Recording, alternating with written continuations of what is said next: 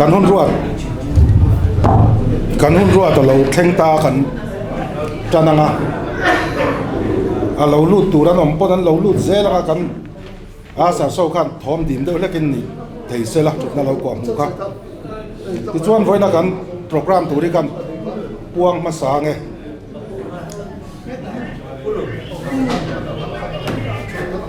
เชอร์แมน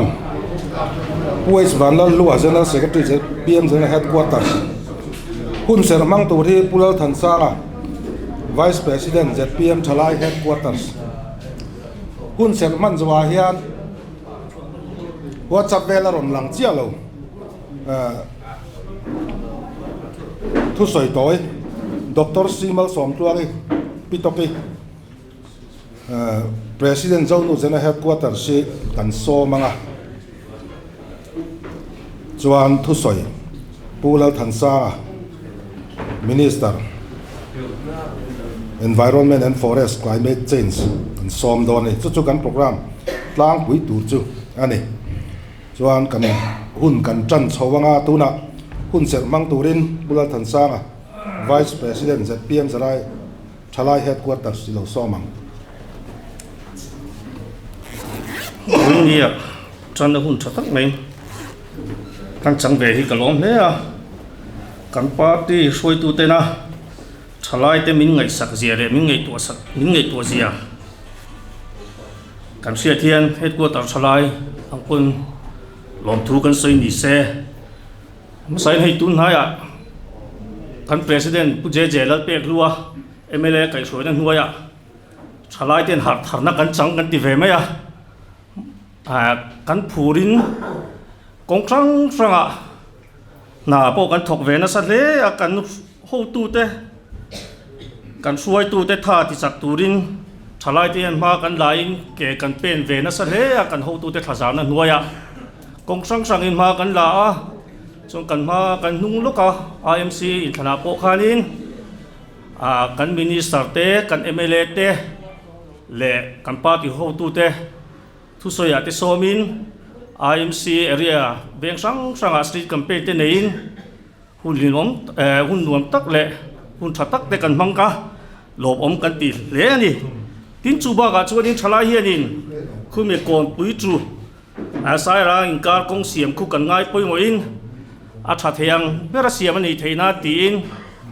กาตินเดียวทอฮีอามุนากัลจิลินกันสูวิลเวรังทีนะจูงอาเตโปชวนินตูนินรินนี่ไม่พอหังกันประธานผู้เจริญเปียกรู้MLAฮาวินกันสุกัลเลียอามุนาทลายเองมอซัดเตเน่ช่วงอาโปชวนินอันกงเสียมเตโปอาชัดหกันดินกันเสียหลงมงโปกันติเวเลนี่ที่กันสวยเลยดูปะที่ทลายที่เฮียนินกันหูตูเตทัศน์นั้นหัวเฮียนอันท่าที่สักตูเฮียนินมาให้กันละเวเนเร่งopposition เตตีละมวยโลปอดโดนหรือว่ากันมินิสเตอร์กัน MLA เตที่จะสังเวินผู้เชี่ยวชาญส่งอินนั้นไปทีนะช่วงที่พอช่วงที่ที่ส่งอินRTI ส่งนั่นเตะเลยมุลาเตกัลจิลินการหันไปเวทีนะช่วงกันตีน่าชวนกันมินิสเตอร์กัน MLA เตตูนเข่งไงอันดิกโลนะกันลำหูมิลงไม่ฮีทลายอย่างคนกันล้มเวเล่กันมินิสเตอร์กันMLAเตฮีปะเทียนมาสมตากินนาอันทกปะเทียนปนมาละสมนี้กันเสียทลายเตฮีกันช่วงอันนุ่งซุยหินรวมกันตีกันท้าพอเหี่ยม่วงเวเล่นี่ตีทุมาช่วยอย่างนี้ตัวเต้งกันสวยเวลรอเซ่ปะเทียนทุกเทียงที่ไม่ลงง่ายทางสามสมดีปลีนะจางขัดจังเฮียนเลยลุงเลี้ยชูกันที่ล้มส่งฮิลลปาตาอันนี้เขาเวเลี้ยชูกันเจงเตเนนเฮียนตุยฟินเรียจุงอาเตอามาอินอดินอันนี้เสียลุยปุยจุงอาเตโปอติเหตุบกลลปาตางตุงเอชวังอามุนเทียงนี่มาตุงเอดิ่งังกุดไฟเลี้ยทินดุงเทียงริมเนียริรูเองมาลงไหมไม่ลำมาด่าง่ายหรอวะบุ้มตุมาเจสัมง่ายลงมีจูอันนี้ชวนลลปาเนนตามาลสมนะอดงงา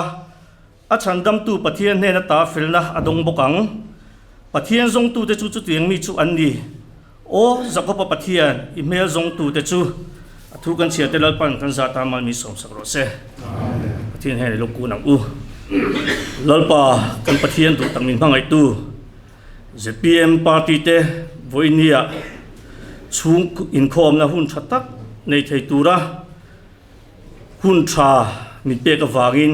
lom thu kan thira che lalpa kan voi man hun man tu ri ikuta kanoni kol ti che a nang ma hriat pui tla ka hun kan man theina turin nang ma mi nom puyang che he rama ro re la dik tundin alo ni le theina tura ZPM sarkar min pe ka wang pun lom thu kan thira che lalpa kan pathian du tang min mangai tu kan hun man zel tu ri kuta kan lana kan thil tina piang ai ro puina lo ni zel se heng him hanga ya wanga min chandam tu du takan lalpa iso khrisam hingin inhena kanon di le amen Well than sanga alo ma me thu puan lok tu MYC malak nain hotel management le nail technician ngami tin siam vel an yang chu training adil theya a kha chiang du chuan khi ta in chunga notice board an tara lo em don ania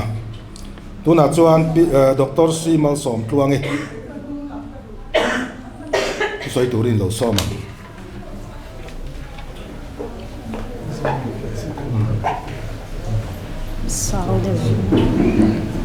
pu chairman kalome voina kan minister zom takte kan headquarter shwai tu te le lungrol pui zong zong te in zawa in chibai kabuk chewa voinia hian enge ka soyang ti ka sheche alawa shillok kha kan ilem no ma se lom thu soina hunatan kan mang du'a kan ma loka khan AMC in thana khan ne takin ZPM chuan sarkar na kan changa amero chu khami ne taka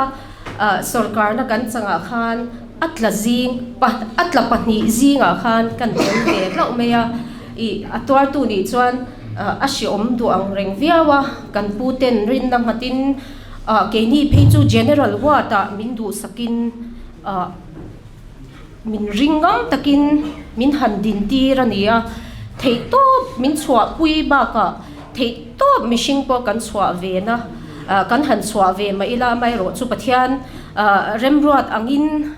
enge ne na te kan chang zo lawa ne na chang zok tu Dr. Malsom ka po khadu sakna ka hlana kan bial te en kol turin ani kha atling zo em mang ti ka ringa ani po du sakna kan hlan ngal boka tin kan han tlata kha han suila som pakwa jinga som pasari tlinga pahni tlazinga han tel kha chu anwam du lawang reng viawani ma se chu ti chung chuan lom na mei kan ya kan headquarter shwai tu te kan pu te kan minister te zong sung in min ngai sak a kan ina an ron lenga I min nem tur ten an ron kala heti tla ni maila lom na ka nei ve thawani heti anga min en san mai lawa min han ngai tua chun zoma kha ka lom chuta chapa tuna hianin zonu president ni turin kachunga rin na ngat ngamin min han ruat le ngala chu ka tan chuan lom na thwa ni ani ti kha kan soi du ngala chuan voina hianin ka ma na lo oma hi atir chuanin bial veng pasari vong tu kani chuta chuan thei top ka lo chwa ve to thina kum khat le achan ve atirin han soi le ila ke karon lu da na hi ZPM karon lu da na hi ni kum ma sa mai khanin sanghi somni palia khan sanghi somni palia khanin by election I kanbial tu berili kha MLA ani ta ka wang khan by election in mei chebiala khan kanding ve hlolani I political experience pakhat ma nei lo ma se lut ve top khakani ma se chuta po chuan shwai tu te du sakna changin candidate te min han hlang ve kum khat le achan ve ni chung khan thei top ka chwa ve chuan general ward kan lo ni ta ka khan du sakna changin din chhun zom turin min han ruat le a chuta po chuan ka lom tok to viawani ti kha kan soi du a amei ro chu ne na ka chan pui thei lo ero kha chu ka in thlasung viawani ti kha kan soi du boka amei ro chu bial te tan po thei top kana chwa zel don ani ti kha kan soi du a chuan tu na hian kan party president te kan chief minister zaom takten le kan shwai tu ten ka chunga rin na ngatin zonu bial khat mai ni lo mizoram pum en kol turin min han ruat ta a kamo phurna hi asang hle in ka sia a chuta chuan lom thu ka soi tak meu mewa in mirin ang hian thei top ka chuang ti kha kan soi du boka zonu ten mapa kan nga hle chuti rol chuan kan ho tu te pon zonu hi tun aina sa hian min ron ngai poi mo ula keini po in kan thei top kan chuanga kan party tan kan party manifesto te ti ro tling tur ten kan party tan le zoram tan zonu hian thei top kan chua don ani ti kha kan soi du ani e kan lo me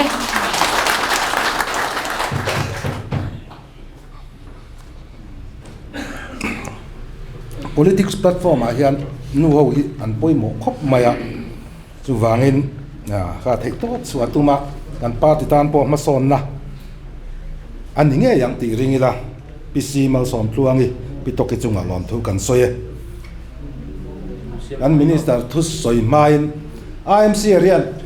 area pona tanga voin chung in kom mang tura lo kal kan om chuan khong ai in ding tianga zol pon lomana kan tu soi tu kan ko main lo thik lo la tu se ku nga chung chang hi toy te han bel zeu ka duwa lai district council in than masaka khan ne takin mnf in sarkar na la chulaya chuan cm in thla thleng boruwa ka khan an kalkha abuai ta te hleka chulaya chuan mnf mdc pariat le independent mdc pani kha an chuaka party zom mai nei lawin ding wangwanga chulaya chuan pupi ke hi pu se kunga hi zpm a hoisen takin aluta kota te kala thiama changta chumi nuwa chuan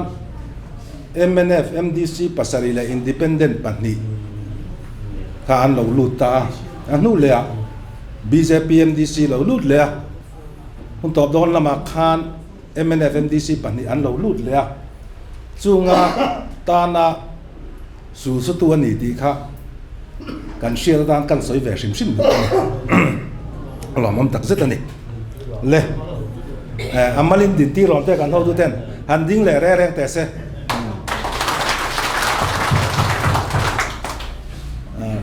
kan share thiam zong in tun ma college lecturer khan ya chung ban sanin mnf khan alu tani ya kan soi beleng din ta kharo rawa chuan le tuna chuan thu soi kan ngai thanga pulal than sanga cabinet minister environment and forest tang tu lo somang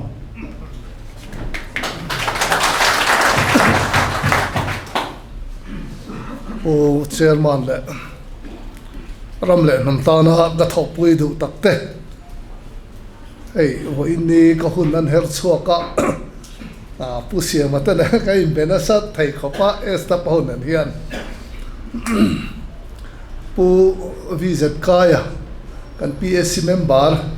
khami ruang ni kha ka thu sai ni nia amai ra chu sotilam panga office khara kan kalawangin thu ha ka soi talo khata tang khanin kala soi le lawa ei bo in ni chu pathian ruat te pok aniang e kan an ding chuak thei ania ha pu se ku kan mu khanin a thanem ngai zia karil ru om rang mai chu pu sai bu ngane dar som pakhat ala ri lo de ang tia khanin sai hat kon vela khan thu sai tur khan min la pu ta thu kan la sai lo ni ai zo kan thlen ni chuan in khom hun vela kan theng thei chok ka chu ti khop chuan in thanem anga ya amai ra chu vote ni khat lekin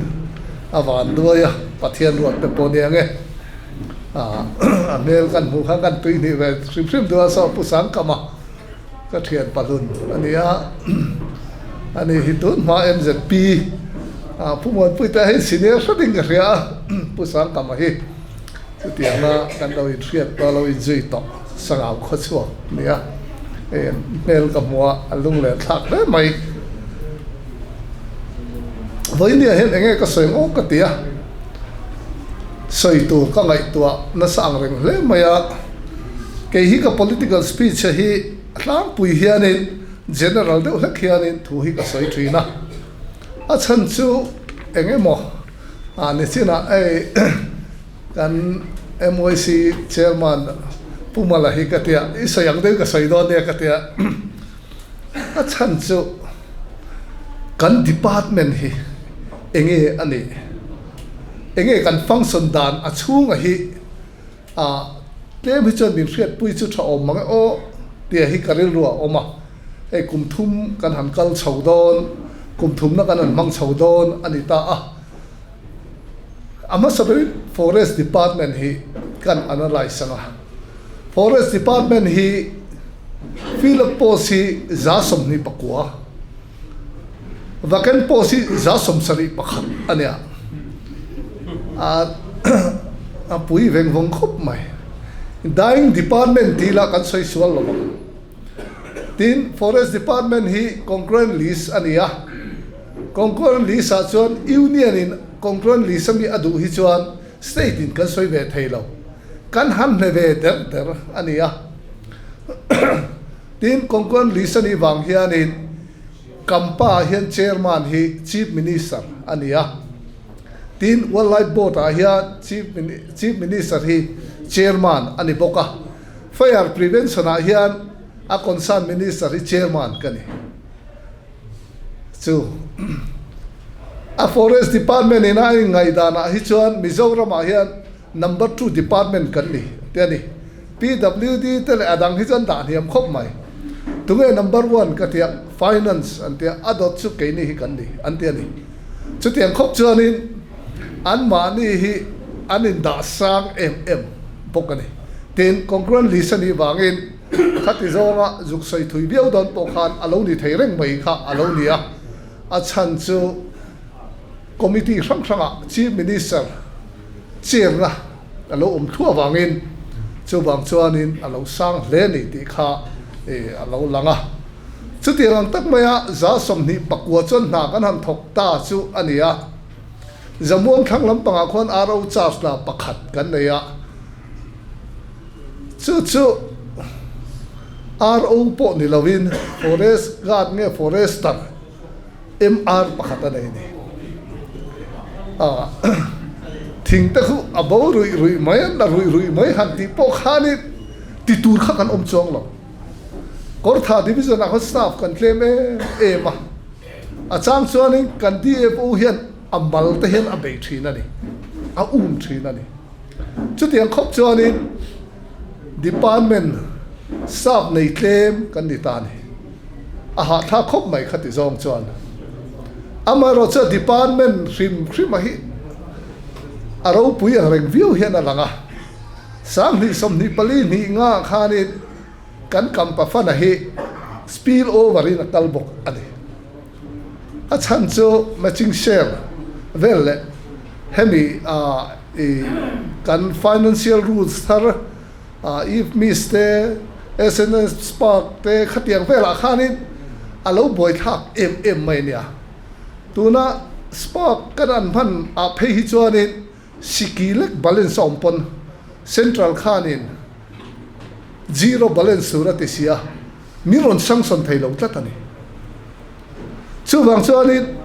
kan ngani kan poisakal phung le ni phung apo hi boy thak lai hi oma chuti lai transactional period kan oma wang chuanin thil tam tak he lakal fu tok lo oma amai ro chu kan finance department kan chief minister zom tak le kan advisor tele department te tran an lana sabviawa chu bang chuanin kan zia om ta hle hian a hriat ani chu bang chuanin hetiang lai kan an soya hetiang la engemaw whatsapp alo om thin hian keini hi chu kan la a khopa ZPM hi chu mani pol tran dan poi thiam me lo hi kan nia kan hau tu te tak zet hi chu ti tang te he ma hen bul hi kan tran pui ve rimot zel mai ni mi ina thiam tak le hre tak angan sei te an feril tok lo ti lai te po kha kan ngai tu chiang lova tin hau tu te han zo mai te kan hre ni han chan let tu counter na tu na te hi chu tiang ang chu ani a chu bang chan forest department hi kan pache my staff a hian chu tiang chu kan han kal ve loi loi ani a department chunga hian insurrection hi alo arise na sare mai ti hi kan hre chho de boka chu tiang chuanin kan han kal chho ve no a chief minister ho in review meeting kan nei a chu kan review meeting a chuanin kan department ni na dik tak le chief minister adu zong zong kan han question bin pek kan han chan thu chuanin chu ta chuanin staff kan in dei lo awanga vo india kan ti tu tam tak kan ti thei tak lo alo tam mai ania chu ta chuanin hemi assistant conservation of forest kan ti SCF kan ti te hi pathum tuna hian kan han lata a tin forest ranger RO hi panga kan la a forester hi som panga forest guard hi som hi panga animal feeder hi pathum boardman hi panhi UDC hi som LDC hi paru ani chu forest department a kan soi du tam tak lai ani a tin soil and water conservation a hianin chief minister Robert Mission kan han kalpuya chief minister Robert Mission lo pian dana he Robert Boat of India president he Tripura localin Tripura tai Mizoram kala lang tlat mai te ron ka na miran huwa icha chief minister ram boka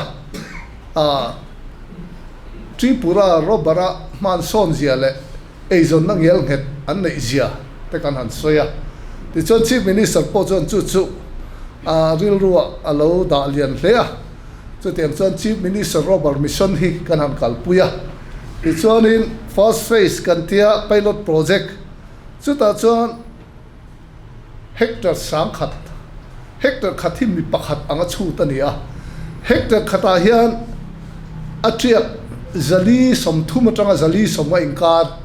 chu achin theini chu tiang chuanin mi sang khan the na hian eizon nang yel het nei na tur tan pilot project a khanin Robert chi hi noi le singa kan phuntir to ni nikum lama khan hei tu na hian second phase kan han kalpui le don chia chu second phase kan kalpui tura chuan tu na hianin hectare sang ni le zanga somsari panga kan kalpui don ani tiang chuanin hek englo chung ko sang thum all samjong soitala chung ko sang thum zanga somsari panga ten eizon nang yel het an nei theina turatan tuna hen ke kan pen mek ani tokin zinga khan kan speaker ina rontia kabial lom panga te po hian ti thei ve lo moni le rontia ni en po ni se dil na ron thelu tula Robert chin na tur hi hemi sea level atanga zanga noi lampang a elevation a hi nia chu wang chon zanga chunglama hi chon a hlok to lo wangin zanga chunglam lo hi ni thei ram se kan tia chung te om chon kan ti don nia kan ti ni chu mani thenzo sotilai lo ri de ka po khanin thenzo la sonin meter zaruk tling lo dewa demonstrator farm angin tuna he enchin nan Mizoram hitlang ramani wangin elevation ang tura khanin engeni ai sang de atama wangin chu tiang tur chuan kan hantia chu tuna son thenzo la kan han enchina eng ange angai dan niam te hi kan thlir mek ani chu tiang chuan in tuna hian Chief Minister Robert Mission hi kan kalpui chhomek chu ni a tin mun phia te po hei ke mani department a oma hei kumin chu pathian mal som kan dong na saleng ka ria a ni kum lampanga khan mun phia chung changa ama salam pang te khan opposition MLA te khan in khutilai syndicate ho te nena in zom khan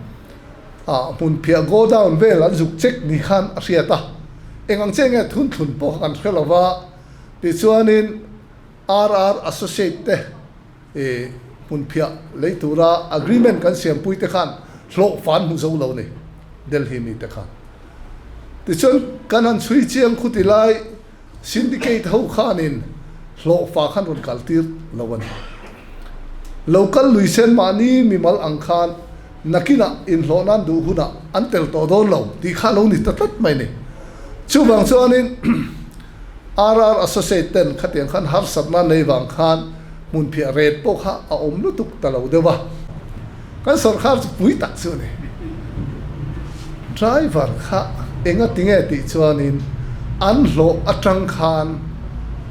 khami kha category 1A a chho chuan exam kha angai ta rim rim ani chu wang chuanin 4th grade anga kan ngai rual khanin an mani khanina an hlo tura tang khanin exam ngai chin kha lo umta chu sarkarina dan anga alo siam ani bang khan driver tur po khan exam to ni an smart hle tura ngai taila chu tiang chuanin tuna hianin driver po an exam to interview ma ba ani chu tiang zel chuanin he kan ram in rail bol na kalphunga hianin system thar kalphung thar mi pui sarkara kan lut ani exam ngai kha chong kan thalai te thang thar te khan khami challenge khan on neya chu bang be sei na sam tak ne lan tia exam a tling lo mo interview at lai mo ni chon thu than ani alom tho system kha tha se la fail se la ti kha an du kha voine chong an hluya wangin ni china tokina ron soi kan zo nu president than ron soi ang deuh khan atading out ang khanin voine a hianin ting lo po kha an lom em tho ani chu enga tinge kan ti chot system thar kalphum thar mi pui sarkara kha voine ha kan kalpui mek ani chu tiang zel chuanin agriculture department po hi hei mania khanin Giriraj Singh Bihar sang kha zakwa somriata VHP lo active tran to ania kha pa kha asam nung po hi azial tu moya atia lang re nga khan aban buna nen asama nen khan an en po khan hei hi chu hindu ba ani mo ti tu kha ani puria to ten han analyze chu achia ti kare chu tiang ang khop pa kha mania telephone ka impia tum lo da mai khan ti kan benol maya mi so ro mai mel kan po du ve ka ti lo phu zik maya ka lo khalang kharon ti tun maya local ta khan ya kan fu phei chan ni ning kom tok ma te airport a han kan pathum hang ai ning kom ma ta chuani hemi a ideology kan so te ba ta chuani ama khan profile der ka lo ed du lo ba khan ma se karin lo dan tu mai khan ni tat mai ni kha pa kha a hindu view do no mo ka ti lai khan ta chuani ani chuani na India ram hi mitin ta na zalen tak kan om thai hi chu commission ni ti dei mai ni a hindu ang zong khan angai to vak lo hemi engemo politics awanga hetia division thri na kha alo du vak lo ni sa khuwa nam ang po khan chu bang chuanin abil ru ngai to na kha alo tum tang view mai kha lo nia hei Mizoram 100% Christian nei lo kala ka tia tha Christian po athavek ati maya ti chuanin politics kha ka soi thoi pui bak du lova rin ai takin soi thu soi pui theya anum ang reng viawa tin program kan siam dong dong kha ati lo ting deuh veka champhai khakal adua champhaya helicopterin le langin kan kalang chu kan ti lain amai ro chu cabinet meeting khaninga an thut don awangin aron cut short le ta nilia khan ho tha ania chuta Mizoram sericulture farm te kan an to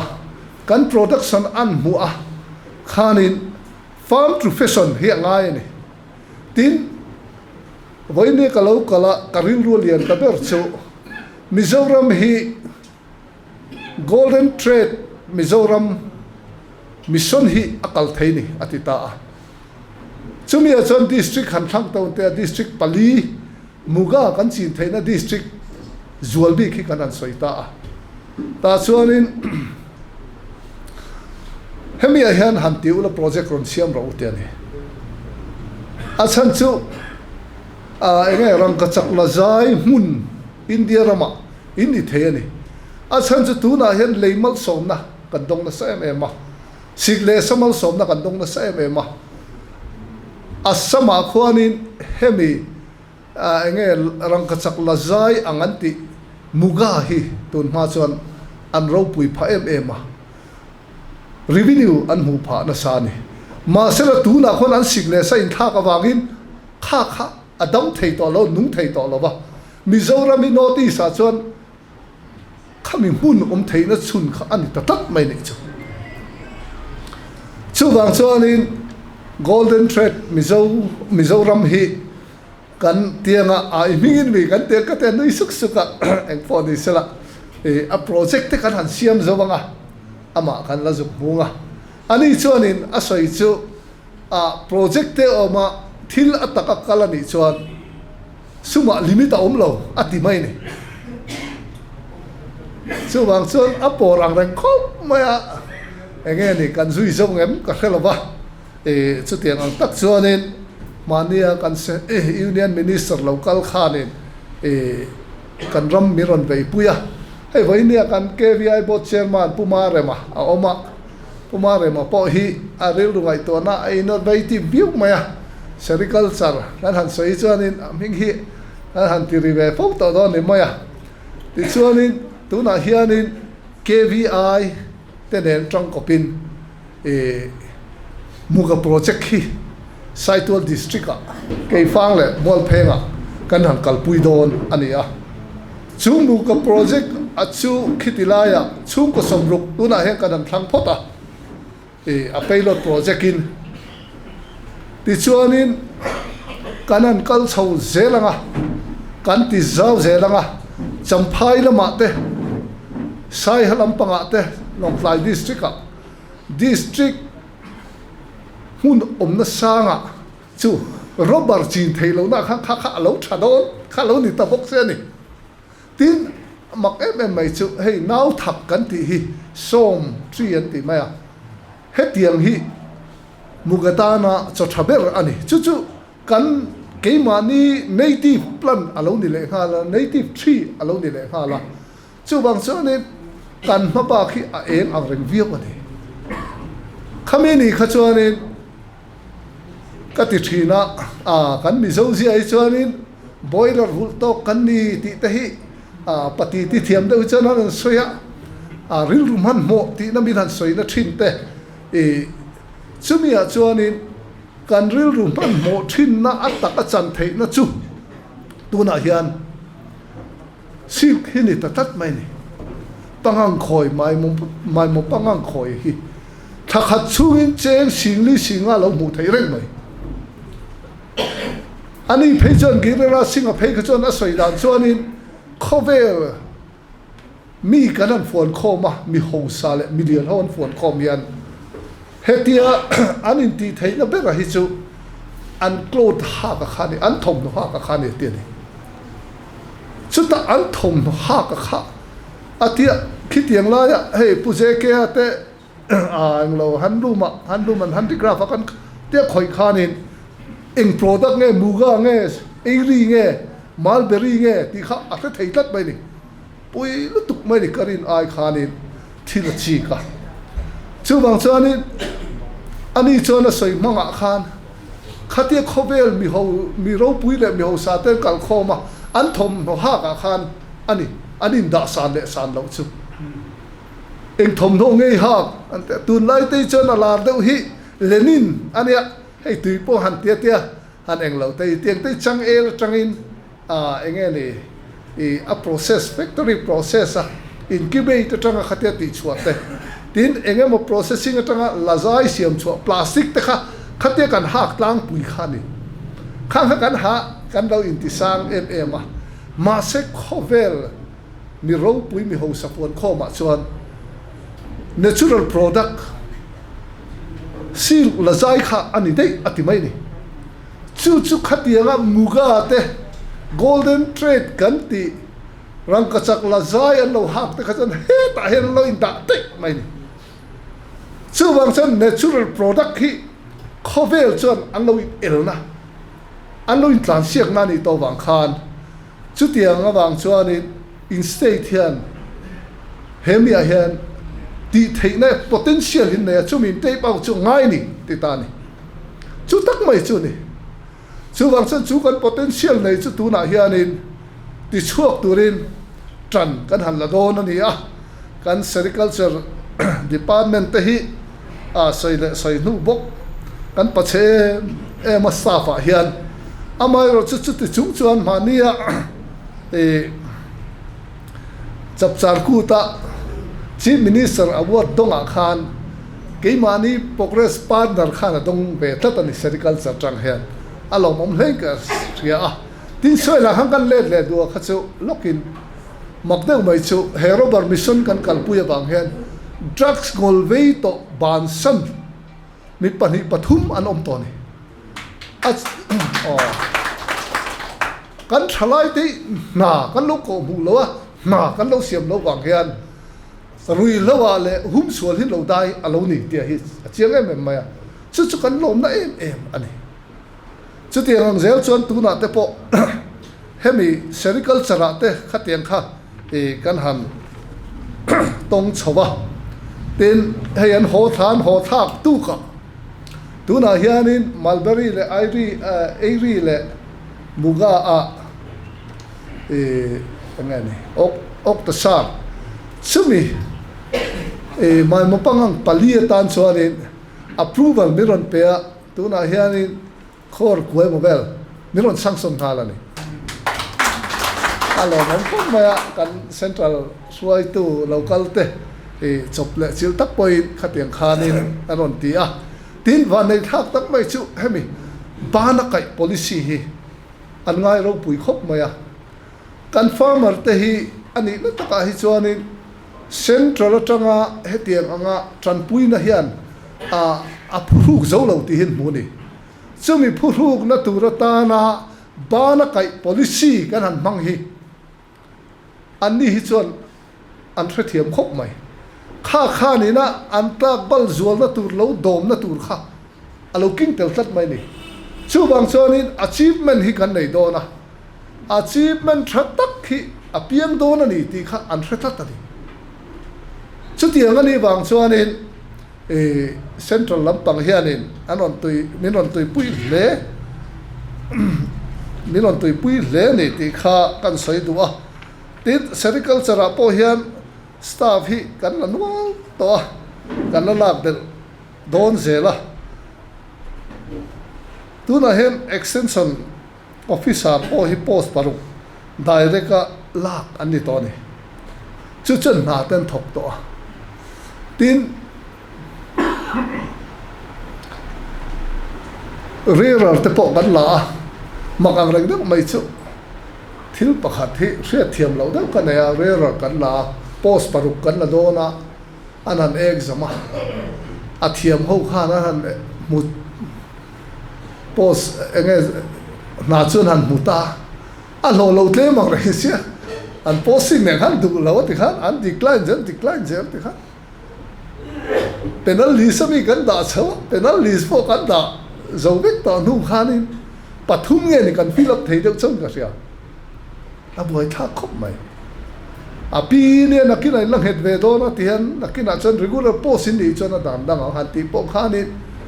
khát tiếng exam khát degree sang tak tak này khát lâu này đâu biết có vàng khan nên chú chuẩn với India hiện nên post fill up chung trang hiện har sat na kan nei pha circle chara te po hian chu wang chuan in heng hi kan am ti thamol ring ania sa po hi hei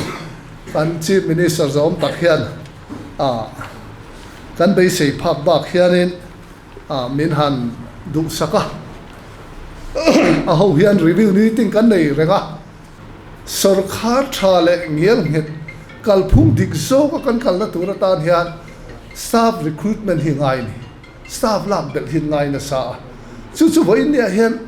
kan han kalpuya chu wang chuan ne nia civil work te po hi atam lo deuh kan tot pun kan la tur deuh chu mo le tor ngam khopin heram hi enge ni kan vei anga ya heram hi kan zuk lu chil po ngai ni ti chuanin fishery department hi kan soi le dua kan thria tangin fishery department hi sarkar masa kha chuanin minister nei lo khan lo om rek moya tunge minister kan nei ve don le tia an han thre chuang atlai khanu de khan ani mo han tia ati ra khan minister nei lo khan lo om ani chu tiang chuanin fishery department hi department hetia ena department te tak anga lang si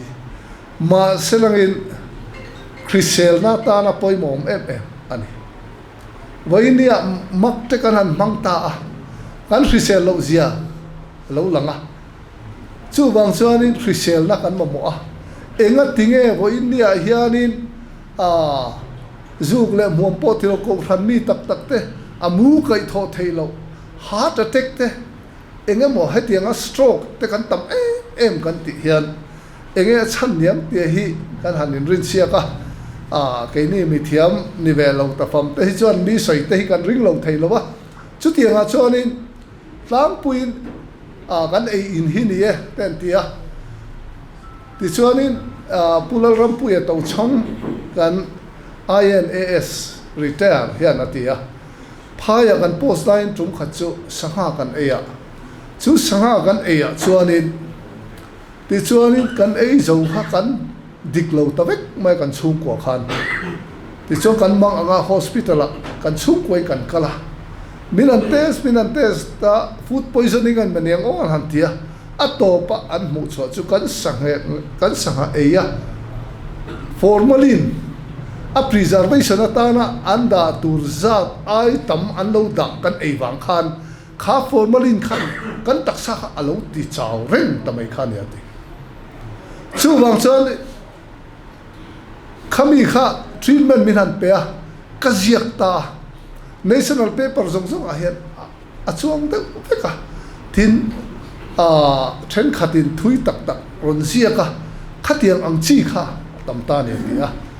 chu wang chuanin hei kan sanga phai sanga kan in ngat sia phai sanga hian enila a phuli phiti tha khi har em mai ni ke mane mi zo sanga chu ni khat ni kan da chon te kut po hian ti thak thei mai ni phai sanga chu eng chen nge local to po ti riat lo kha chema sa de rot ngai khophi ni tlat mai ni chu wang chon eng chen nge ni khat la khan formalin hi a contain nang khami khan eng za hi nge ron da ti kha khami em na tha khol te kan la nei tak si lawa heng kan ei wang te hi miniang hetiang anga thi thut te in kai tho theilo te kan nga chan te hi ke mani fishery department atang chuan chutiang ngai enge chutiang ang zonga thil na poi kan nei ta ni chu wang chuanin tuna heng kan sanga thar abikin kan potential area kolosib le mamit lam pangami te khu vairama akal na sa em maya za som rukbel khu kala za som thumbel hi chu kan hu ve ni hian alang thina ni chu wang jang kan thar chu po hi a thawe ang reng thokhat na chungin amai ro chu a marketing a te kan buai thina wang le a preservation tura ta na mun ma te kan nei lo wangin har satna nei ba ti khan an lo sang diam the nei ti te voine a hianin kan officer ten ngor tak hian an zir ta ti chuan sangha kan in to del theina tura tan kan digitalize me kanga dashboard atangin tiang khan mu thei turin tuna hi chuanin political selection ni to lowin free and fair selection in kan select to dona an document ngai zong document tool zong an produce anga chu kan district officer ten an endikanga chumi an ron recommend a chu directorate alo kalanga chu tiang chuanin khata tang khanin a mutla ka te chu kan pe to dona ni chu tiang chuan tuna hianin form po system thar fek kan introduce to a chu tiang chuan kan kal chho mek ania hei tuna adil na hun hi ni riat khana to pa extend dan lo ngai to teu kan tia extend an ni chawanga chumi chung chuan kan mamo te ani chuan kan omna district a sanghadil kan neina district a te khan kan lo deal do da nia tiang chuan tuna hian system thar kan introduce a chumi rual chuanin ni som pathuma hian boin kan puang lok mai ta ni som pathuma hian nak tip lok ani chu nak tip nak thai hian chief minister fishery mission hi dor pui multipurpose hall a san kan launch don ani chu tharver war don bi wani kan lo sai lo ani chu chumi chuan bana kai te nen kan tang ko panga ti chuanin sangha hian mizoram hi in total kan tum don ani phairomakal zong te po kal to lova keimani ram chunga kan la khoma ti chuan mandi market ang kan siamanga sotlai bong kona son chumia chuan ti khan kan da khoma ta tang sonin outlet kan siamanga ti chuan kan chuak tonga keimani sanga thar en ma pollo tha em kha kan ei thei to don ani tin bana kaya chuanin waini a tui kho lo nei ta puro siam thunan tui kho ka ne ma se hetia ro tui khol mai hi nia ro tui an thlak lo hi chuan December January kang mai sia kan sangha te la puitling man lova hetiang lek te hian kan sen khom lo thei lo kan thal mai thina lok na hi om lo ni lo ti ta ni te kin man khang po kha kan zir chiang anga khata khanin khoya tangenge khamia khanin tui kha kum tuanin om theiang pai pin lang na tu kem khat kem ni lo ni point chumia chon bana kaya kha chan pipe nen kan da lut tonga ti chon pumping system alo ngai point khat lai khan an pump chho mai nga kum tuanin tui om kha chuan a sangha kha adu huna a khal thenga tin hemi pedicam fishery culture kan tia po hi leileta leilet bukar sangha kan englo ang chi te hi kan an zir chianga champhai khu chon thanga don bel hi chu thanga ang vela ne ang tia tui hi kan ti thlinga an ti ta ni chumia chuanin hetia tu na kan sangan pek hi centimeter somriat te mos somrugle somriat inkara ni te nia kha kan pek chuan khatianga kan ti kha chuanin an sangha kha mi chung khan kut pha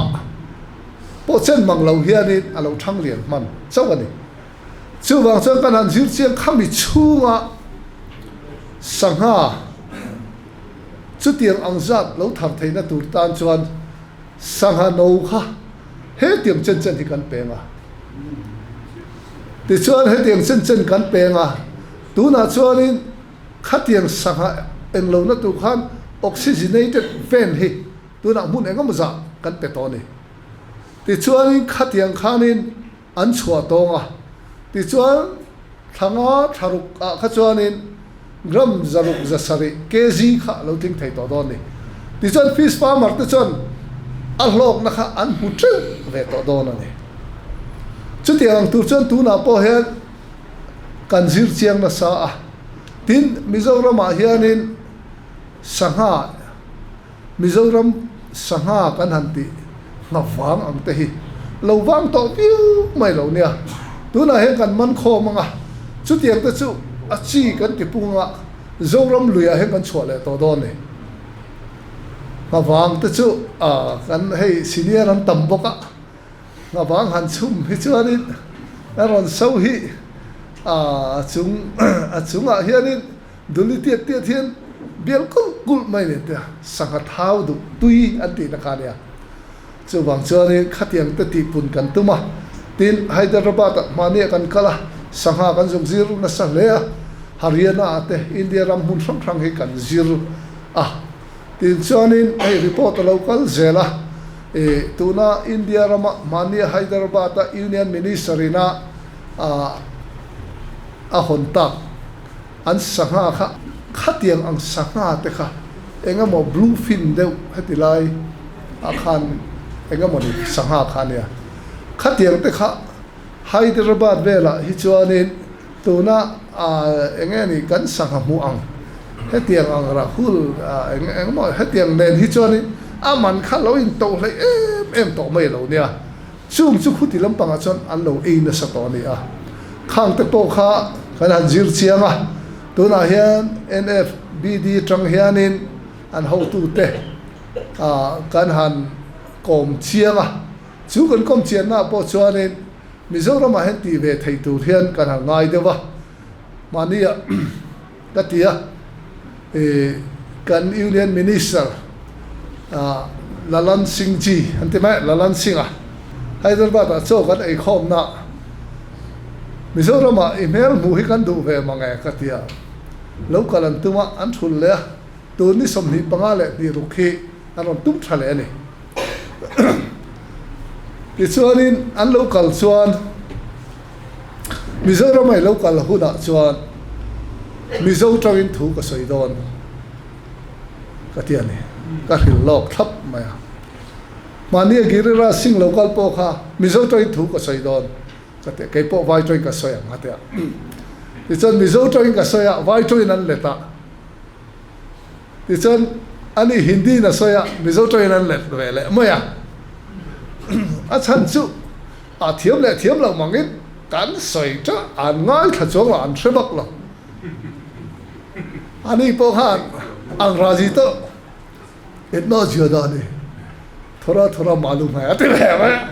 kha ni ba sap tong ta thiam tem ni to ti be ma ya ke ni sap tong kan soi biau te hianin kan ngai hi tha kai ma ni an ngai an ni lo ma han ni bak la cho wang chuan ni Lalan Singh lo kal hura po hian Mizo tawin ka soi nga vai tong han let le mai do na ni chan chu Mizoram po na kan local re vai tong in soya kan thretlem lo to tlang puin ke ni phei chu Mizo ta hi Hindi speaking state kan ni lo wang hian kan thretlem ani tia welcome leng ka sia chu wang chuanin mani ni nang do hanin soi kha thama kan chief minister bula khanin thil soi kha sap tong kha kan soi kha Hindi thiam se soi ro khami tia Hindi ta chang han khil le aglop lo pa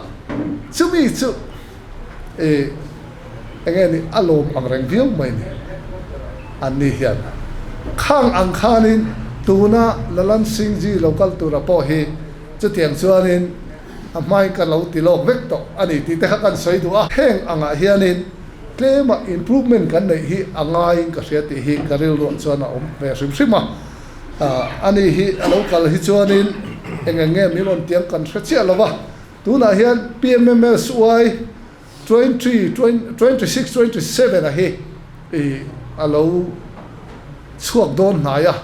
karin danin tun cabinet khan an approve to chuan new guidelines hi extension hi ron nei ni heng kan kal na tur te po hi kan kal dan tur te po hi kan ho tu ten kan zir chian angaya chumia chon sarkar kalphung kan zom kimem ti lai te po hi kan ngai to chian angai le ni ti kha kan soi du fishery ate po heti manga chief minister fishery mission kan han ti chuanin kan ram te po kan za som luk tel te kan lo in phuruk chuan voinia kan frisel na tan te po mason le tura hian ngai la ti kha kan soi du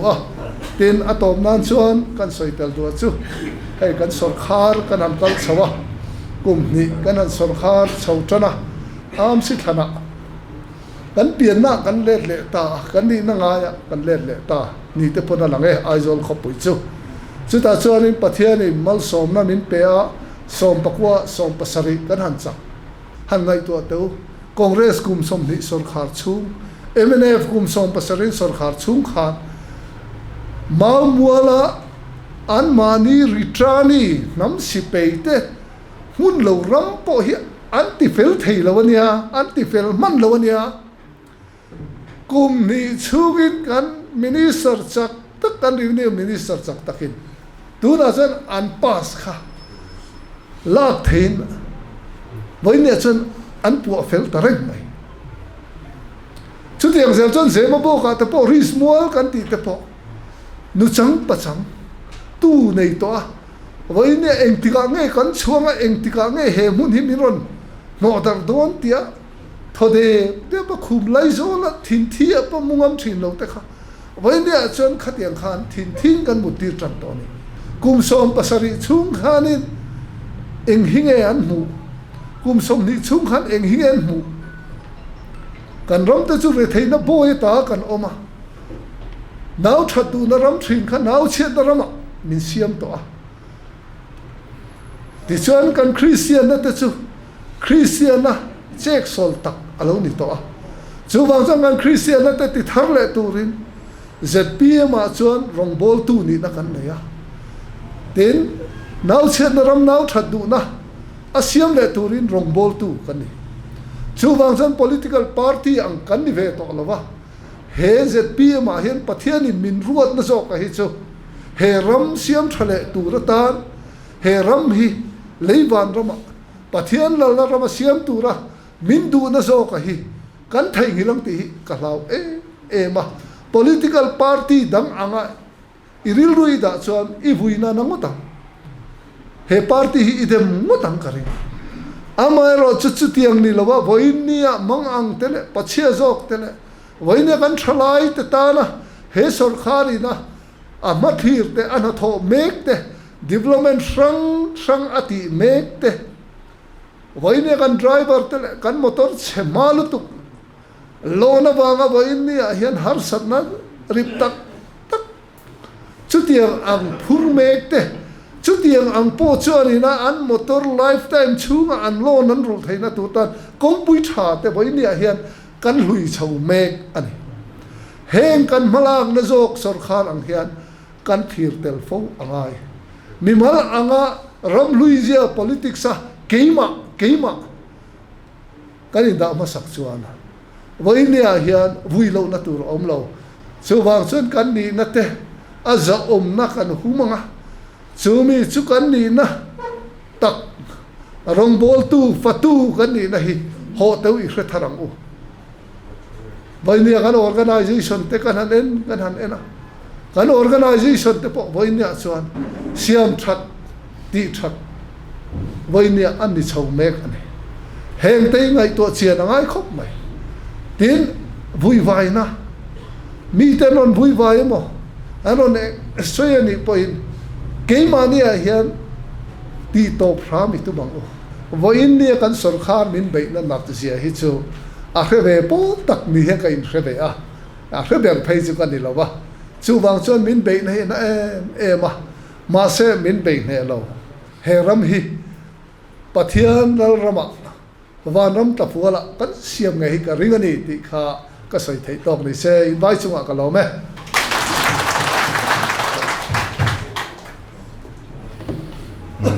Pulal Thansa cabinet minister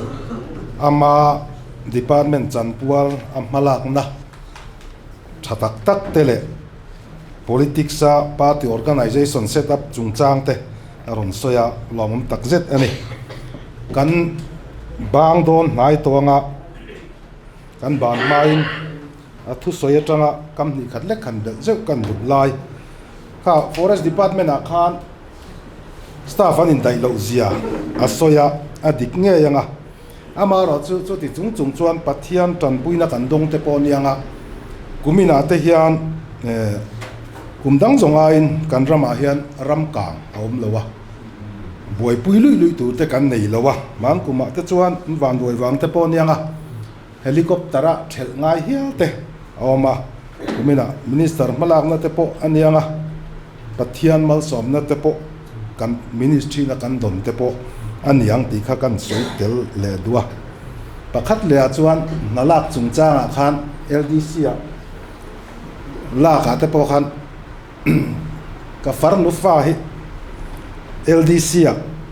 a interview a pute ZPM General Headquarter GS value chutin ein ziak ling thina written a te chuan min zia sak verote voi ni ka zia saka atla zat maya ama khain zir ve na saboka puntla ka min ngai lo kan yang min pun tamia lawa avoi thum na chuan kar ni liam ta ve la khan result on chuaka atling lau thunga chu wangin an nalak kan tidong e kan ministry nalak hi affair toka kangaya kan minister thusoi tang khan he sentence pani lek hi kan ve lek du ani e voina chungin khoma local zong te zawai chunga lom thu soinon le ni zawai kan dinga nga lalbiak na kan soi wala kan khom bon lo lo nia